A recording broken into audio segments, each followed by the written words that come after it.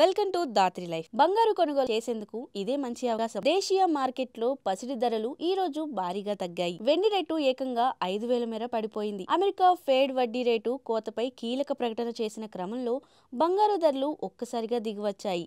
ఈ క్రమంలో నవంబర్ 19వ తేదీన హైదరాబాద్ మార్కెట్లో 22, 24 క్యారెట్ల గోల్డ్ రేటు, కిలో వెండి ధర ఏ స్థాయిలో దిగివచ్చాయో తెలుసుకుందాం. భారత్లో బంగారానికి ఏడాది పొడవునా డిమాండ్ ఉంటుంది. నిత్యం జ్యువెలరీ షాపులు కొనుగోలుదారులతో కలకల్లాడుతుంటాయి. ఇక పెళ్లిళ్ళు, శుభకార్యాలు, పండుగల వంటి రోజుల్లో కిటకిటలాడుతుంటాయి.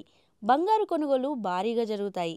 అయితే ఇటీవల కాలంలో పసిడి ధరలు భారీగా పెరగడంతో కొనుగోళ్లపై కొంత ప్రభావం పడిందని చెప్పవచ్చు. 2025లోనే బంగారు ధర 60% మేర పెరిగింది. అమెరికా సుంకలు, యుద్ధాలు, వాణిజ్య అనిశ్చితులు వంటివి ఎన్నో కారణాలు ఉన్నాయి. దీంతో బంగారు రేట్లు పెరుగుతున్నాయి. అయితే అమెరికా ఫెడరల్ రిజర్వ్ చేసిన ఒక ప్రకటన ఈ రోజు బంగారు ధరలు భారీగా తగ్గేందుకు కారణమైంది. ఇక విషయంలోకి వెళ్తే నేడు 24 క్యారెట్ల 10 గ్రాముల బంగారంపై 1,740 మేర పడిపోయింది. దీంతో తులం రేటు 1,23,660 వద్దకు దిగివచ్చింది. ఇక 22 క్యారెట్ల ఆభరణాల గోల్డ్ రేటు ఇవాళ తులానికి 1,600 మేర పడిపోయింది. దీంతో 10 గ్రాముల గోల్డ్ ధర 1,13,350 వద్దకు దిగివచ్చింది. బంగారంతో పాటు వెండి రేటు సైతం భారీగానే తగ్గుతుంది.